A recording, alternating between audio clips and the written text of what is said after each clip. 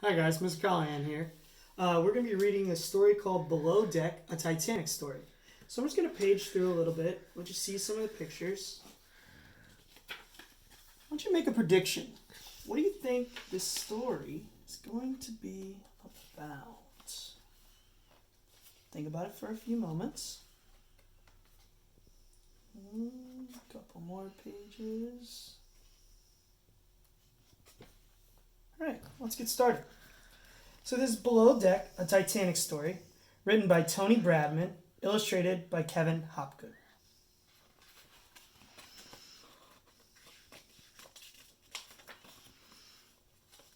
Table of contents. We have 5 chapters. I'm going to be reading chapters 1 and 2 today. Chapter 1. The Titanic was the biggest thing Grace had ever seen in her life. She stood by the harbor with her Auntie Nora, the two of them looking up at it. "Well, this is where we'll have to say goodbye," said Auntie Nora. They were near the bottom of some stairs that had been placed against the side of the ship. Many people were climbing the stairs to an open door halfway up. Grace could see tears in Auntie Nora's eyes. This was hard for them. Auntie Nora was Grace's mother's big sister, and she had taken Grace in at the age of 5, after Grace's parents had died. She had been a mother to Grace, and they were very close. Auntie Nora was always worrying about Grace's future. That's why she had decided Grace should go to live in New York City with Uncle Patrick.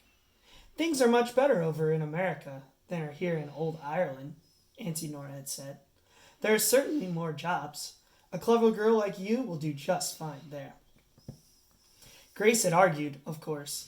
The thought of being sent to a different country, far away from Auntie Nora, was terrifying.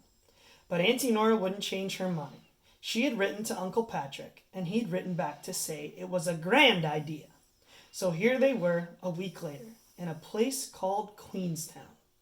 They had come by train from Dublin so that Grace could board the ship that would take her far away forever.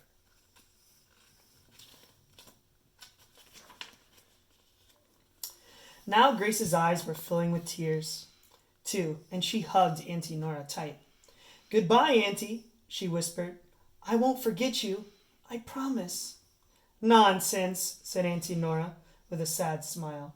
"You won't give me a thought once you're on that ship, and so you shouldn't. It's a wonder, all right." "I don't care how amazing it is," said Grace. "I'll be thinking about you."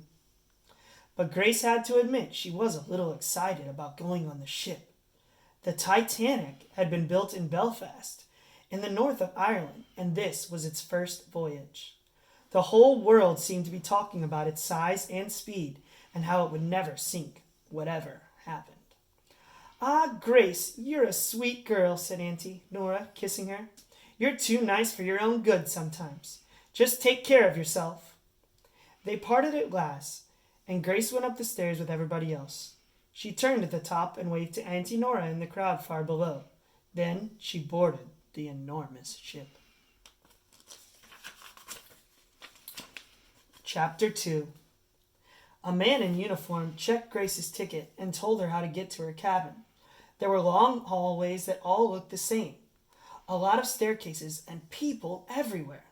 The ship had started its voyage in Southampton, England, and then picked up more passengers in France before coming to Queenstown, the final stop before New York. This says White Star Line boarding pass. White Star Line's RMS Titanic. Auntie Nora had only been able to afford a third-class ticket for Grace, so her cabin, room F57, was at the bottom of the ship, where everything was cramped and there wasn't any fresh air. It took a long time to find it, but Grace opened the door to her cabin at last. The cabin had 6 bunks, 5 already occupied by a family. They seemed kind, but they spoke a different language, so Grace couldn't communicate with them. There was a space under Grace's bunk for her suitcase. There wasn't much in it: some clothes, a piece of paper with Uncle Patrick's address on it, and a photograph of Auntie Nora. Once she had settled in, Grace realized she was hungry and set off to find the third-class dining hall. The ship was even more amazing than she had imagined. There were just so much to see, So many decks and cabins and other rooms, and she soon got lost in the enormous maze of hallways and staircases. The second-class decks certainly seemed better than the third-class ones. Grace spotted a cabin with an open door and peered through as she went past. It was bigger than her own, and there were only 2 beds in it. They looked much more comfortable than the narrow metal bunk she would be sleeping in.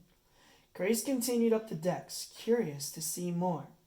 But as she was about to go through a door, a man in a uniform stopped her. He asked to see her ticket and said she wasn't allowed in the first-class areas. Grace was disappointed. Everyone back home had been talking about how grand the first-class decks were. It had been in all the newspapers, and now she wouldn't be able to see them. But as she turned down the hallway, she noticed a window that would give her a glimpse into the first-class dining hall. What a sight it was! The people inside were dressed in fine clothes and sitting at tables covered in spotless white linen. The silver knives and forks and the fine glasses gleamed like something from a fairy tale. 2 boys stood next to Grace and looked longingly through the window, too. She recognized them from the third-class decks. Eventually, one of them snuck in through the door, grabbed as much cake as he could from a cart, and then ran out again. Somebody at a table yelled, "Stop! Thief!" And several stewards came bustling after the boys, but they were long gone. And that is where we'll end